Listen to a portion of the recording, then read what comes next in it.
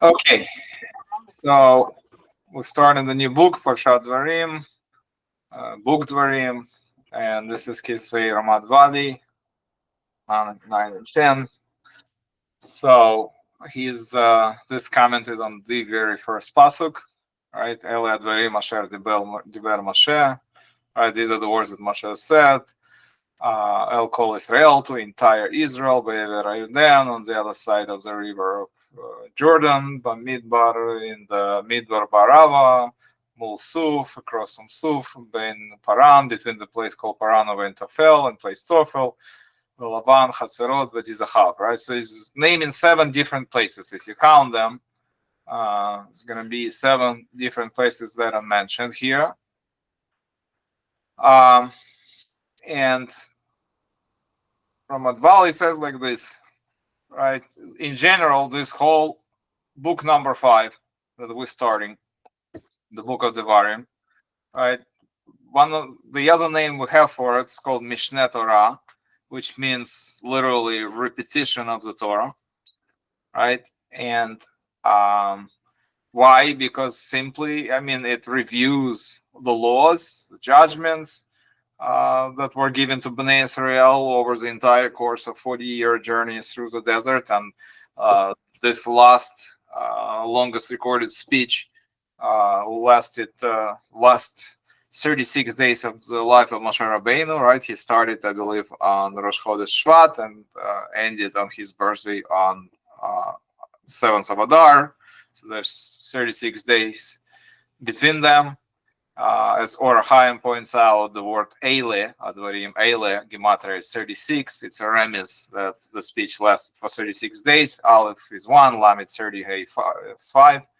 Right, so Moshe started this last speech and last repetition and one last chance to teach his students and one last chance for them to clarify something that may not be clear or confusing or whatever. And where did all this happen? This speech and the previous, roughly speaking, 40 years, it all happened in the Midbar, in the desert.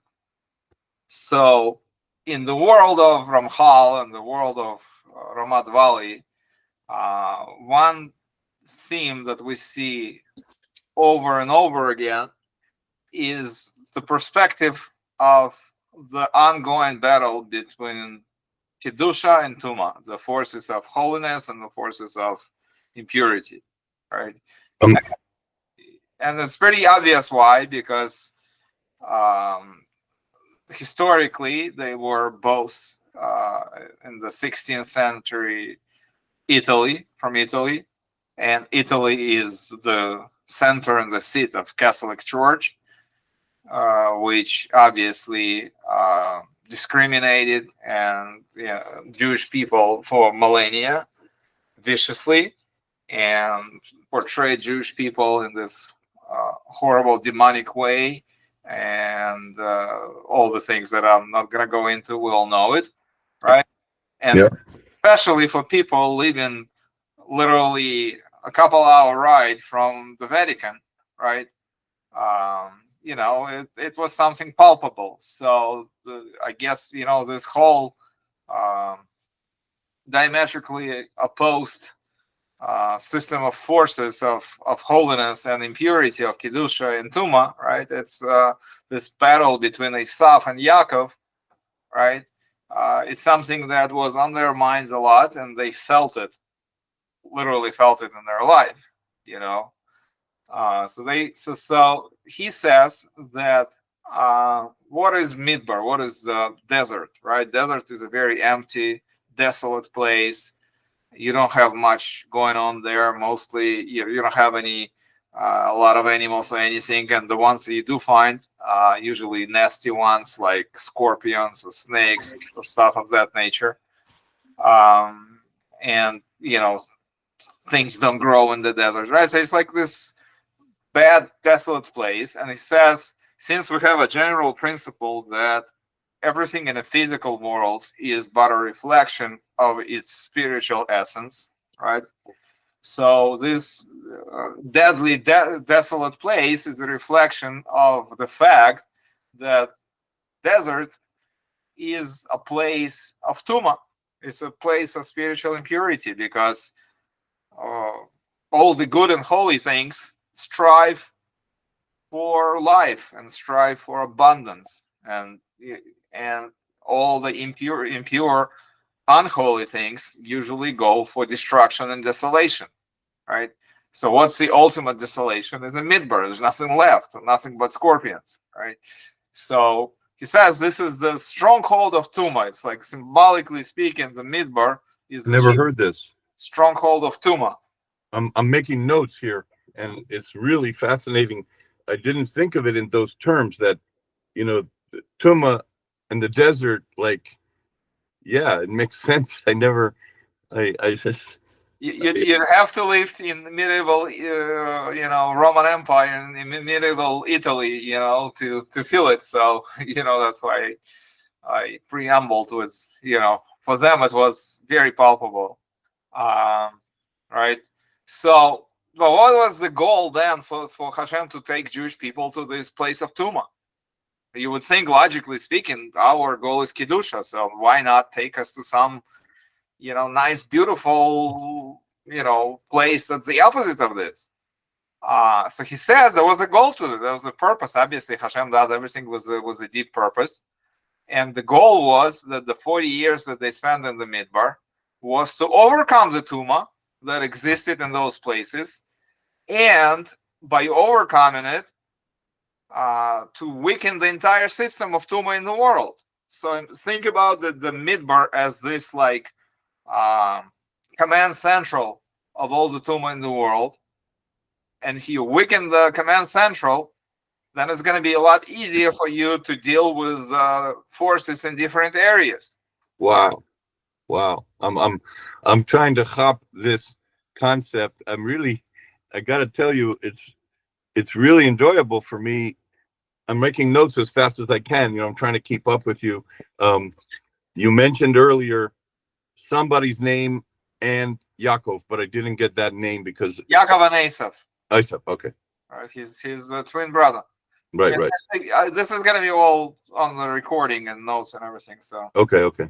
It's okay. No, right. So he says the goal was to weaken the Tumah as much as possible, as in the place of its major power, and then that will help deal with the Tumah in the other places. So he says to help this process, right? What was happening in the Midbar while they were traveling, right? Hashem gave them different commandments and judgments, and they were learning, and they were learning day and night, and not just in any random yeshiva. They were learning from Moshe Rabbeinu and Aaron, and his sons and the elders, and was like, so all of these good, positive things that were happening were to give the Bnei Yisrael the strength to deal with all this negativity. Just like now in life, right? The stronger your roots are in Misora, the better chances that you're gonna hold your ground, your moral ground in this world that a lot of times is very immoral. So, unfortunately, he says, unfortunately, as we know, in many of these spots in the Midbar, the nation was not exactly on par, right? And sometimes, instead of overcoming the Tumah in a certain place, it would be somewhat of the opposite effect, right? A lot of times people would be unhappy, or they would complain, and they want to go back to Mitzrayim, and like all these Korach and Meraglim, like all these things would happen, right? So usually, if you think about the Torah, 95% of what we read about in the Torah is Plan B, right? Usually, in everything we deal with Plan B. It could have all been better, but we are where we are. We have to deal with it. Right? So Moshe here specifically mentions 7 places. He says it's not random, obviously. He says that these 7 places symbolize the 7 pillars, the 7 layers that comprise the entire system of Tumah. Of course, Tumah has many different layers and sub-layers and different levels. But he says if you think about the Tumah as a building structure, right? think about it as the 7 supporting pillars on which the entire building is standing, right? So if you break the 7 pillars, the whole building will crumble, and they are the most important. So Moshe, he says, is specifically mentioning 7 places because of the correlation between these places and the terminology and the Lashon HaKodesh used in the names of these places to the 7 pillars of the structure of the Tumah in the universe. So here were the 7 locations where, unfortunately, instead of overcoming the Tumah, the nation fell prey to the Tumah and did some sort of avera. So now Moshe is doing this major review of the entire Torah, of the whole 40-year period, of what had gone wrong, and how can we do better, right? He basically, this is his last chance to give instructions and teachings to his people. So prior to his passing, right, and prior to passing the leadership over to Yehoshua, who is a representative of the next younger generation, the generation that's going to be going into the Eretz Yisrael, while everybody else at this point from previous generation of Moshe's generation, except for Yehoshua and Caliph, are dead, and women are okay. Yehoshua and Caliph are still around, but pretty much everybody else from that generation is gone.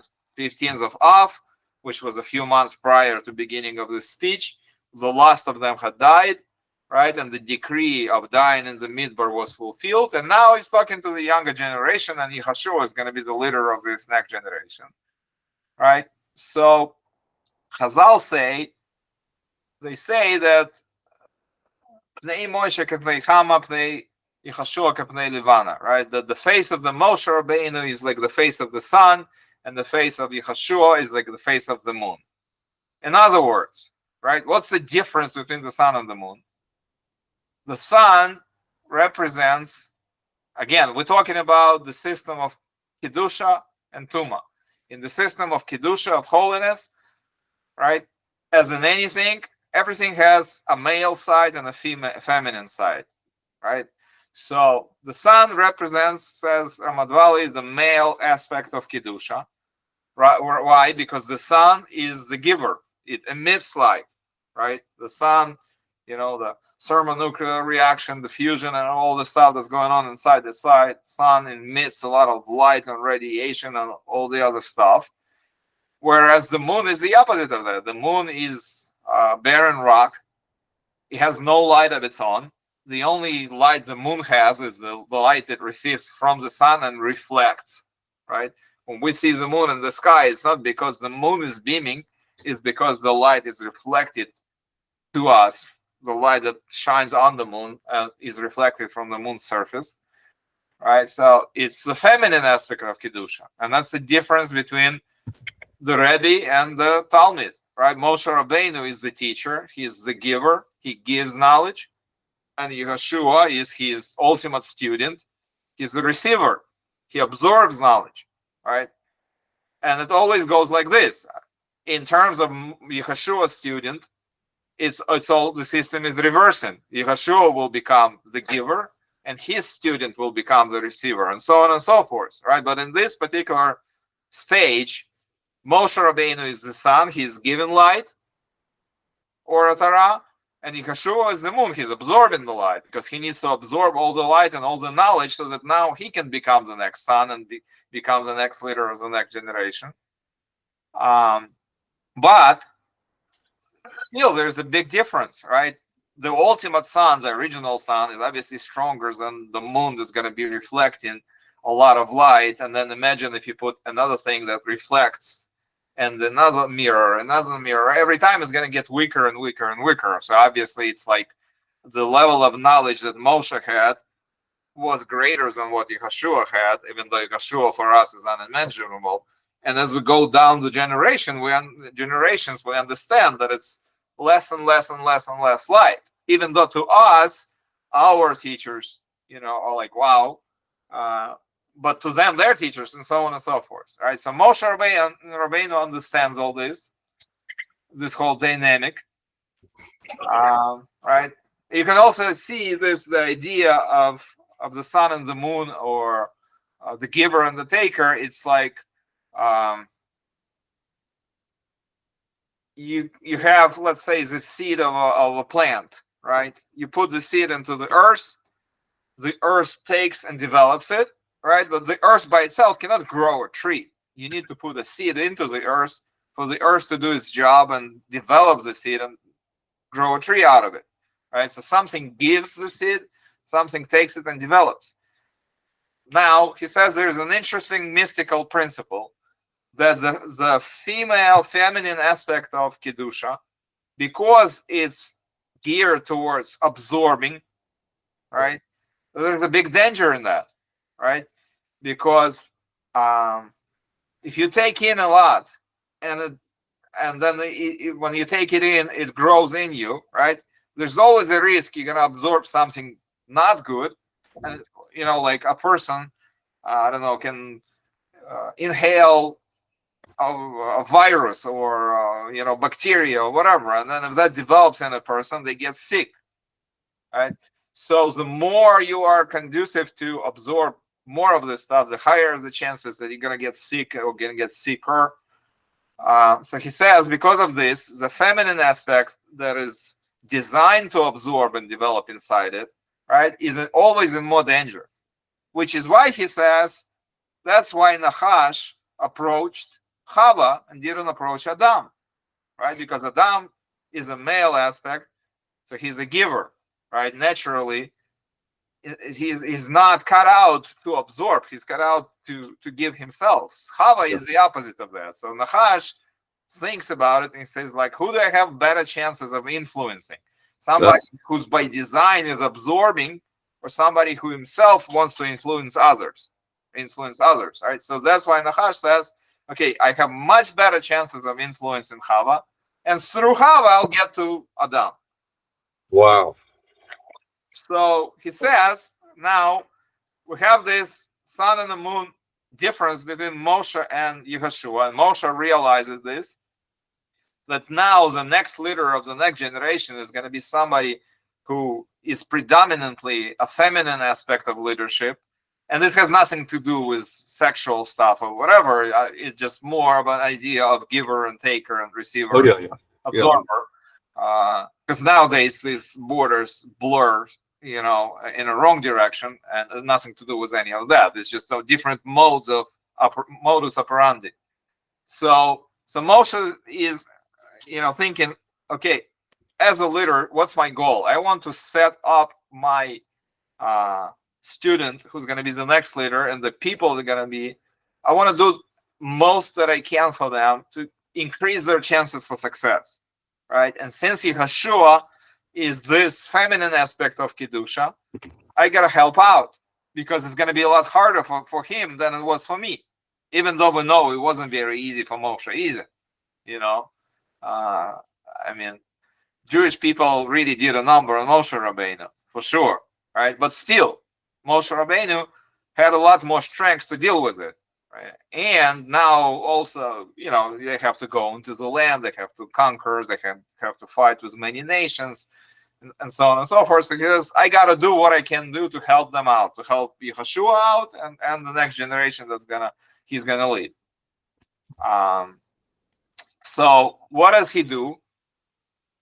His question is, what can I do to help Yehoshua and his generation to escape the clutches of Tumah? How can I strengthen them to help them out in this? Right? What he says, first of all, we need to review all the major downfalls that we had, because things like that tend to repeat themselves unless you do something real about preventing them from recurring again. Usually once you make a mistake, it's a lot easier to make the same mistake second time and third time, and then it's really easy, right? So he says, first and foremost, we have to look at our weaknesses and our major mistakes. We have to review them, we have to understand them, so that number one, we know what we have to be careful of, right? Because you don't want to repeat the same mistakes. It's just not smart. Number 2, we're going to be better prepared. Number 3, if you honestly acknowledge your mistakes and weaknesses, that's already helping you a lot. If you know you have a weakness, you know what you have to improve. If you don't acknowledge the fact that you have a weakness, you're never going to even work on improving the problem that you have. Right? So Moshe says, I've got to go over with them the mistakes that were made, even though maybe many of those mistakes were not even done by this generation. They were done by previous generation of their parents and grandparents. But it all repeats itself, right? Human nature didn't change from one generation to another. And children are most likely to repeat the mistakes of their parents, even though every generation thinks that they're going to do better than their parents. But once you get past a certain age, you realize that you don't. And you do repeat the same mistakes. And maybe at best, you're going to be as good as your, senior generation. So Moshe Rabbeinu says, we have to start with this. We'll focus on this issue so that they know what to be aware of, what to avoid, what mistakes not to repeat again and again and again. And this will help, right, also drive away the tumah, because if you don't have a healthy self-criticism, then it's very hard for you to progress spiritually. None of us are perfect. We all have something to fix, and we all, can do better. But especially when it comes to major problems, we definitely need to be objective about it. We need to know about it. We need to be prepared for it. And this is what Moshe says. I have to do this. This is my last chance. When else am I going to do it? I only got 36 days left. I gotta teach them what I gotta teach them. This young generation. So, right. So the book starts with Eli Hadvarim. He says the word Dvarim literally is also representing the feminine aspect of Kedushah, which will be replacing the masculine, as we said. And he says Moshe Rabbeinu decided that we're gonna go over the entire Torah in order to strengthen this young generation that's going to be in this feminine mode of operation, and help them preemptively address certain issues so that when they enter Eretz Israel, and Eretz Israel has very high demands of people that want to live there. Right? It's the holier the place, the more it demands of you. Right? It's like the way you behave during the service in Shabbos. There are certain expectations that you may be more relaxed about when you outside shopping in Kroger or something. Even though ideally we should behave the same way all the time on a high level of Kedushah, but being realistic, right? So when you go to a holy land, obviously the expectations are the highest, right? So it's important to be prepared when you go to a place like that. So,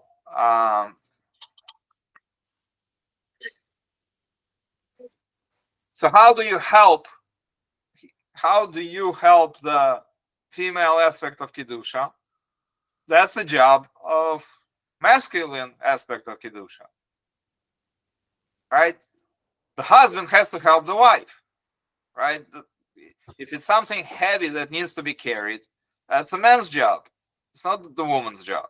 He needs to, push in that garbage can. That's our job, our holy job. Yes. Our wives to do. Right? We're strong. So he says, interesting. It says about the words Asher Davar Moshe, that Moshe said. So he says, if you look at the Roshei Tevis, or the first letters of this phrase, Asher Davar Moshe, you have Aleph, Asher, you have Dalet, Davar, Diber, you have Mem, Moshe. If you take these three letters, you have Aleph, Dalet, Mem. That makes the word Adam. Adam is the first male. Right? So in other words, Moshe is using the masculine power of Kedushah to infuse one last time as much as he can into Yehoshua and the young generation, to help them have this extra push, to help them accomplish their goal and overcome the obstacles that they're going to face when they go into Eretz Israel. Also, another idea is the word Adam. He says here that the gematria of the word Adam is 45, and it's the same gematria as one of the permutations of Hashem's name, right? We know that Hashem's name, Yud Kei Vav Kei, in our tradition, if you spell out each letter, there are 4 different ways how you can do it, and they end up with different gematria, right? So there's one way you can spell it out, is going to be gematria, what we call Ma, or 45. The other way you can do it is going to be what we call Ban, 52, and then Sag is 63, and Av is 72. So he says gematria of the word Adam is 45. It's the same gematria as Hashem's name, Yud Kei Vav Kei, spelled when you spell Yud like Yud Vav Dalit, and you spell Hey as Hey Aleph, and you spell Vav as Vav Aleph Vav, and Hey again you spell like Hey Aleph, right? If you add up, this is called Miluyim, when you spell out the word the way you, each letter the way you pronounce that letter, right? Like, you know, like Yud, that's a bunch of sounds, even though it's one letter, but if you spell it out, it's Yud Vav Dalit, right? So that also makes up 45. That's Hashem's permutation of Hashem's name called Ma. And in the mystical tradition, it's considered to be the masculine aspect of Hashem's creative power, or, you know, like his name, 4-lettered name that generates the reality. This particular